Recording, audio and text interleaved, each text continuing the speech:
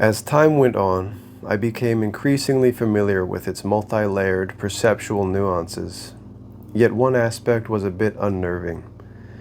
It could be characterized as a state-specific phenomenon, although the strangeness of the experience seemed to imply much more.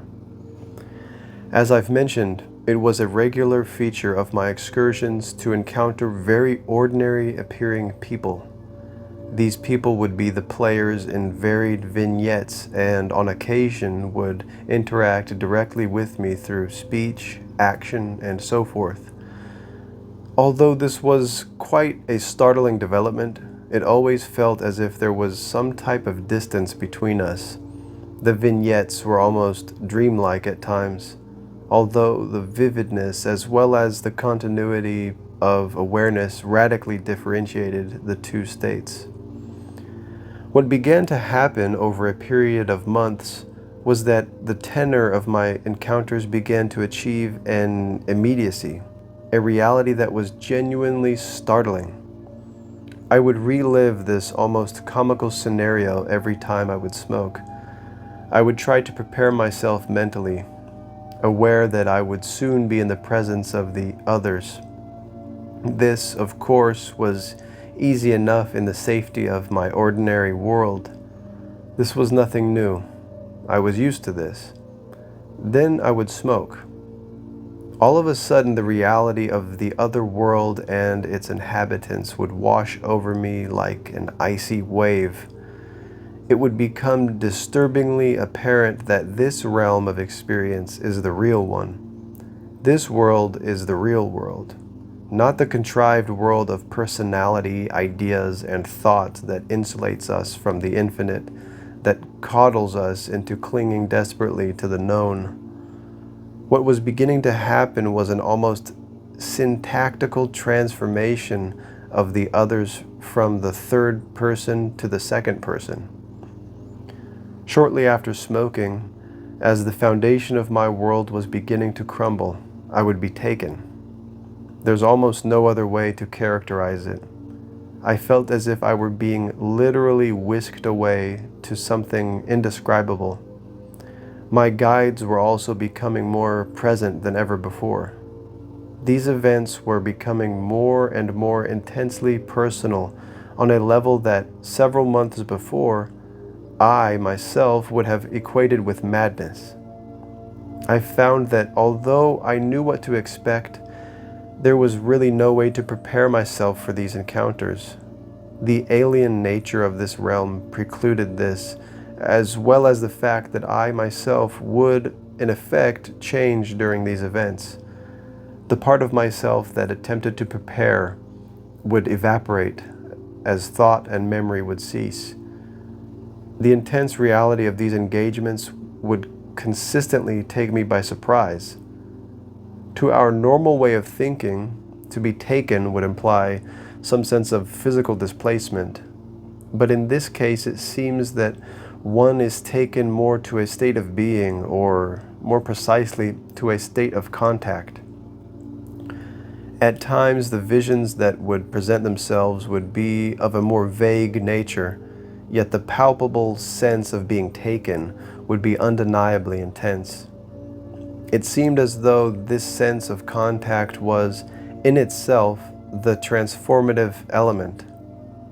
It's as if by the lightest touching of this state, one was somehow changed. It seemed as though this contact, by its very nature, was the mechanism for the resultant blissful awareness. On many occasions, I would want to lightly access the state as a way of exploring the nature of the transition, or merely to have a less intense experience. I would smoke one bowl of Oaxacan leaf in these cases. Even then, profound experiences could result. From my notes written immediately after returning, one bowl Oaxacan went all the way in and was totally absorbed by the other world and its inhabitants.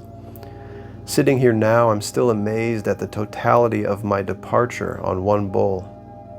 I felt completely disconnected with this world, totally immersed. I was very comfortable and felt very much at home there, relatively anyway.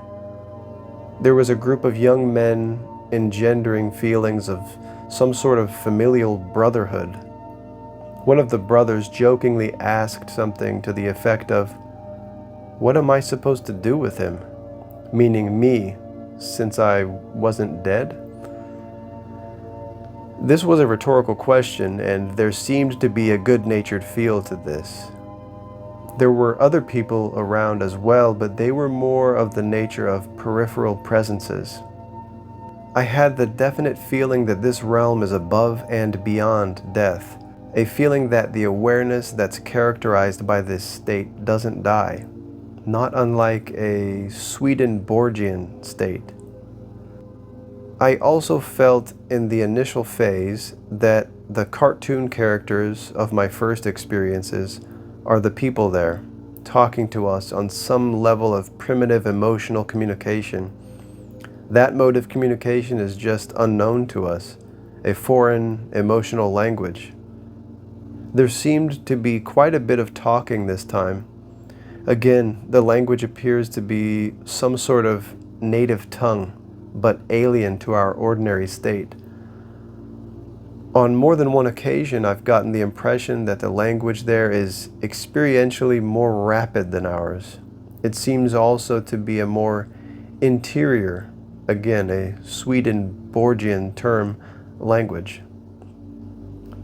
At this time, I also began experimenting with multiple back-to-back excursions, smoking perhaps 3 or 4 times in one afternoon, with about 30 minutes between sessions. I would generally use one bowl of the weaker Oaxacan leaf at each session. On one such trial, I had the opportunity to smoke in a small isolated cabin in the woods near my home. I had begun to smoke during the afternoon, rather than later at night. I felt that Salvia could be enough of a disorienting experience, and that to re-emerge into a familiar, secure environment was decidedly more reassuring than finding oneself in total darkness. Looking out on the forest on a warm summer day could be very comforting. On one such trial, I had smoked the milder leaf twice, but felt nothing significant. I had had mild, almost annoying visions both times. The scenarios seemed weak and arbitrary. My frame of mind was not good. I thought that perhaps I was wasting my time. I was tired of these vignettes to nowhere. This very leaf had catapulted me deeply into the other world on a regular basis. Now I was spinning my wheels. I thought I'd give it one more try just to be sure. I lit the pipe again and smoked with an unusual vehemence. What happened next was almost indescribable. I was, it seemed, literally dragged out of my body so forcefully and so completely that I was sure I had died. I plummeted upward so rapidly that any thought or even sustained perception was out of the question.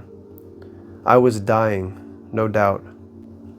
The experience of dying was not a thought, but more a sense that everything I knew was being wrenched from my hands. Again, although this event was frightening, in one sense, it also gave the distinct impression that this was a totally natural circumstance. In an inexplicable way, it felt right. It also felt oddly familiar, as if this occurrence was not outside the sphere of experiences that make up the totality of humanness.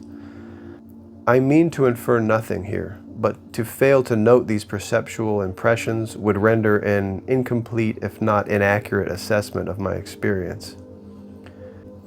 During this occurrence, since thought was essentially absent, fear also was unable to get a foothold in the usual manner. Everything was happening too rapidly. Awe, rather than anguish, prevailed. After the session had come to a close, I was more convinced than ever that Salvia had some genuine affinity with the process of death, not in any morbid aspect, but in an almost comforting, revelatory manner. It seemed that one could explore the process of death this way. I continued with my pursuit of multiple trials using weaker salvia. This method, although occasionally frustrating, could also evince a cumulative effect at times. On one such occasion, I smoked salvia several times over the course of a few hours. Aside from the opportunity to observe some of the peculiarities, as well as the quantitative abundance of the language spoken during one session, the first few trials were uneventful and disappointing. At this point, I again felt frustrated with my lack of results. On my last attempt, I was determined to break through and loaded the pipe with the stronger masatecan leaf. I felt almost demanding and inhaled deeply. To my relief, this time was different. I had broken through to the state I'd wanted. I strongly felt the familiar physical sensations, the familiar shift. I suddenly found myself staring at a nest of organisms. Their shape was rounded, undefined, soft, and egg-like. There were dozens, perhaps hundreds of them immersed in some type of thick fluid matrix. At the same time, I heard a voice say something to this effect: "It's all right. You only wanted to be among your own kind." This was evidently an explanation for my mood of vehemence in smoking this last time. I indeed felt that I was among my own kind in the nest. It sounds implausible, yet there was an overwhelming feeling of affection for these organisms. It was as though affection and kinship is not the sole domain of humankind. Again, this feeling of kinship entailed what might be characterized as familial or tribal overtones. In the moments that followed, I became very strongly aware of a blissful pins and needles feeling that was, although naturally tactile in nature, somehow outside the sphere of my ordinary physical body. The perceptions were mental, yet had some mode of physicality as their base. The same voice spoke again, saying something to the effect of, "All right, this is the flesh of the gods." My perception was of a secondary or mental body that was over there. The sensations of my normal physical body had ceased. I was beginning to perceive sensations from this other body, this other flesh. These sensations were what appeared to be normal tactile impressions in one sense, yet at the same time they possessed what might be termed a blissful fluidity that could herald immeasurable perceptual possibilities. This perception of the secondary body was, although necessarily fleeting, distinct and palpable. I also had the distinct impression that this series of perceptions was given to me as a gift. It occurred to me that to have this type of perception, I must have died, but somehow I knew, perhaps I was reassured in some way, that I hadn't. Shortly after this, I came to normalcy, but the flesh of the gods experience was unique, not only due to the experience itself, but also because of how it was demonstrated to me in such a remarkable yet understandable manner. It became obvious that what we perceive as physicality is not really a direct tactile perception from our body, but a translation of sensations by some aspect of the psyche, which interprets and describes the body's signals. It's as if we feel a certain constellation of sensations, and our mind translates this as hand or left leg. But in the end, it is the mind that is describing and hence creating the body. In this particular experience, my mind was perceiving a group of sensations and was describing it again as hand, and so on. But the sensations this time originated from a source other than the normal physical matrix. These alternate sensations were still translated, however, as body. This was perhaps the most dramatic revelation of a secondary body I'd encountered. The perception of this alternate physical body has been a recurring motif in many of my sessions with Salvia. Many times I've felt as if I were gradually developing or learning the mode of perceiving this alternate body. Strange as it would seem from an ordinary standpoint, it seems almost logical since the normal physical body is at this point essentially inoperable, that to perceive and possibly to act in this alternate realm, one would need a corresponding vehicle for perception. On another occasion, this emphasis on the new body was also predominant. From my notes, written immediately afterward, immediately taken, I began to emerge into some type of hall, not unlike a wedding reception. An older man was guiding me, saying, "Come on, come on," as if he were somehow guiding or coaching me. People were present, observing, as if watching a birth. I was given to understand that I was being born there. I was almost out. People were happily anticipating my birth. The thought crossed my mind that perhaps I was dying, but didn't feel that that was the case. It seems as though perhaps this is what's occurring.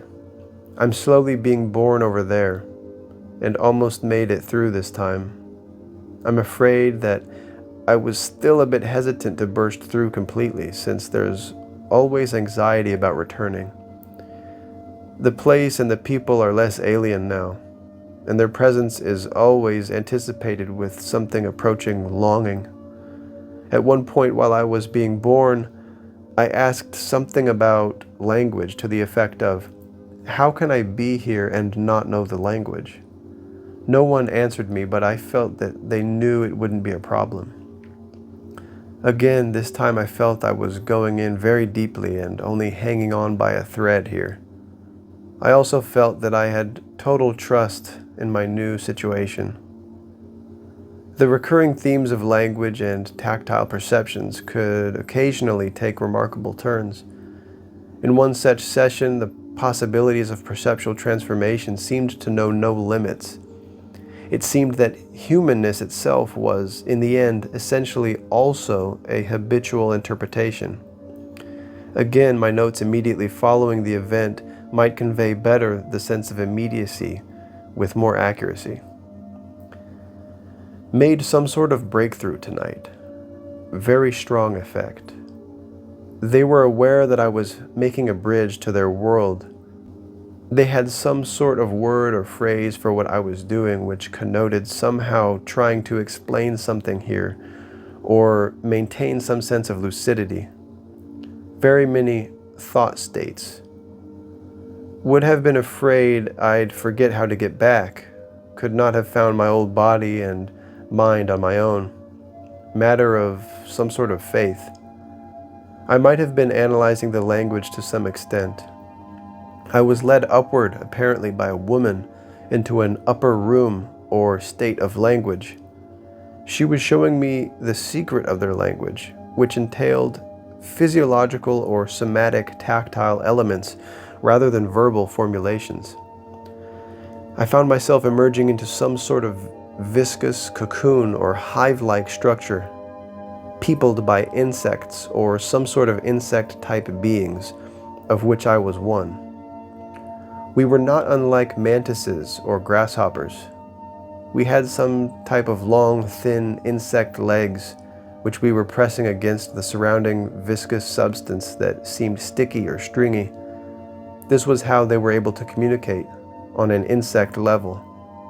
I was being shown this as a privilege. I understood completely how this could be the essence of their language and their mode of communication.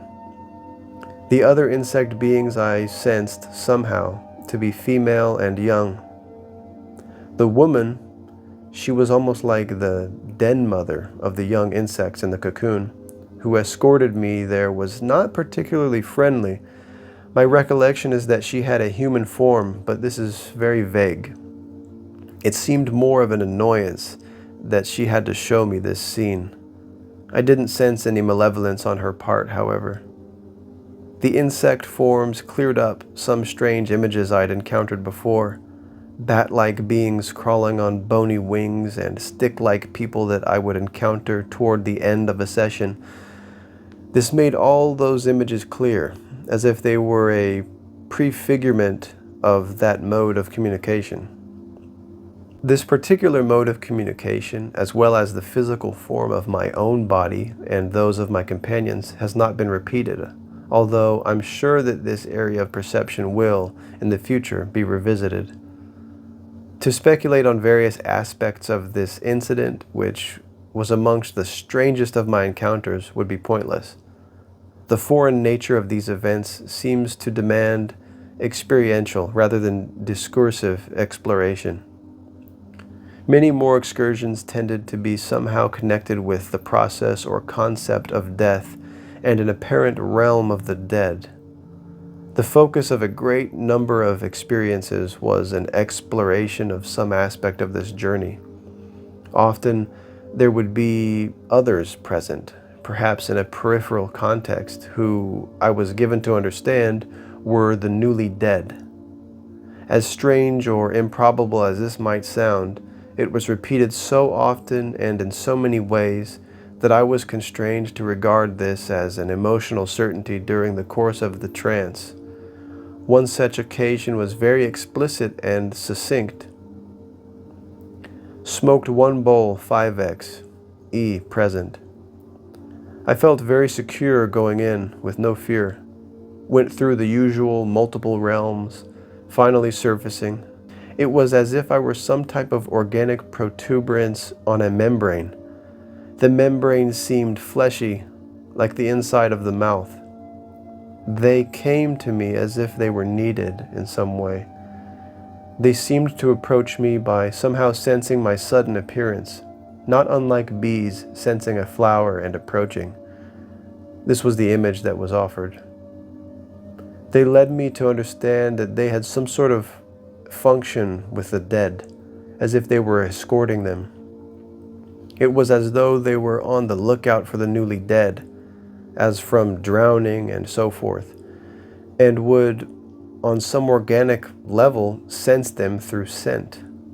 They would flock to them and apparently escort them, possibly for the purpose of continuing a chain of human contact. It seemed as if I was seen as a false alarm. It once again seemed like a very normal process connected with death. The continuity of these states only seems to reinforce the certainty of the reality and the normalcy of this process. Where the newly dead are escorted is still unknown. In another trial, a British family made their appearance. I thought at first that perhaps they were sent to guide me, but had the distinct feeling that they were among the newly dead. The father, I didn't actually see the family, but knew there was a mother and 2 children, a son and a daughter. Seemed pleasant, but somewhat confused and disoriented. This scene seemed particularly sad, due, no doubt, to the implication that the family had perished together. Another impression that was repeatedly given me was that there were others in addition to myself who would also make their appearance here. On a few occasions I was referred to as one of them. From my notes, nice strong effect.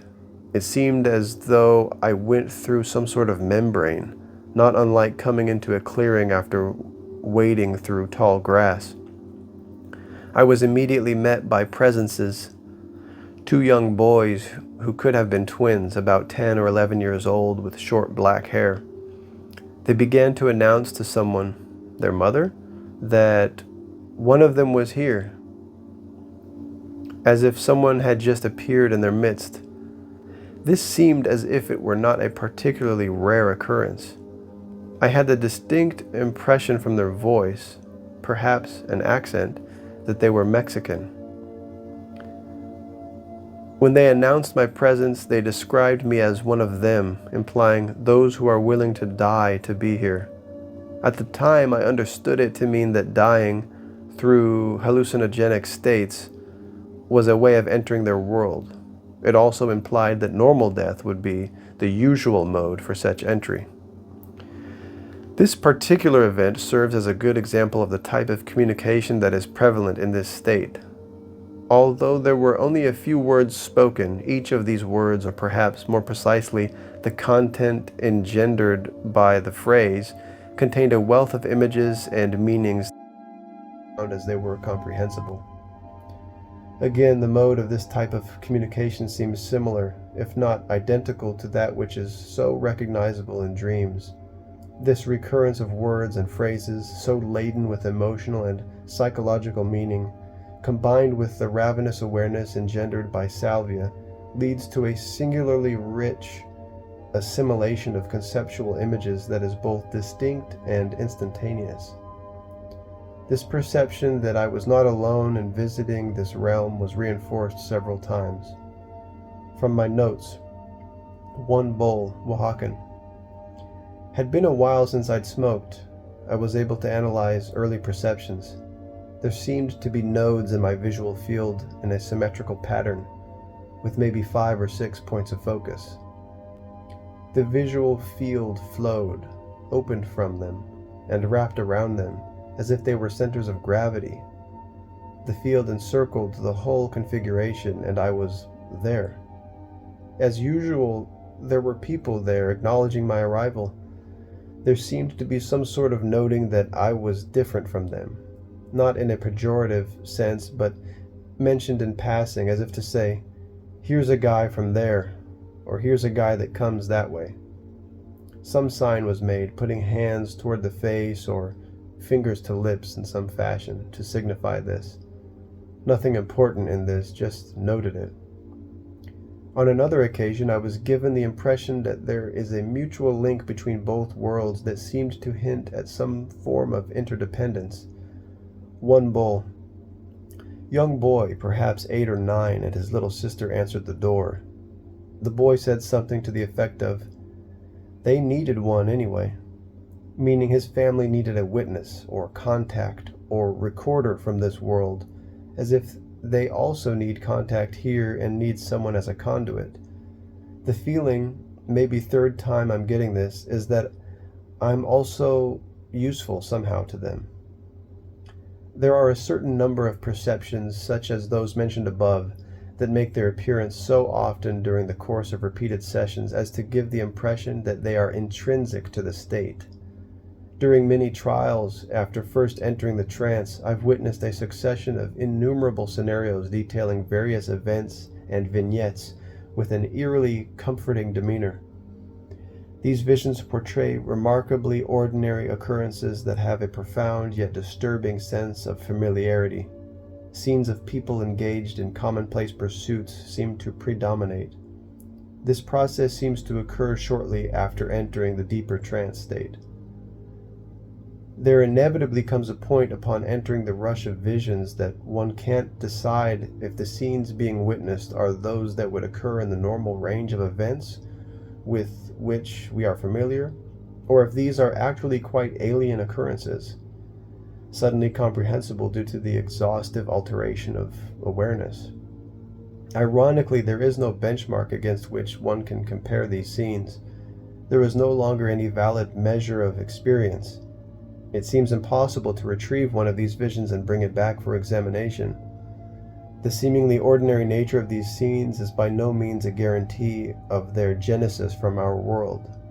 The impression, in fact, is that the opposite is true. These scenarios, while exhibiting the trappings of routine, are in fact essentially alien.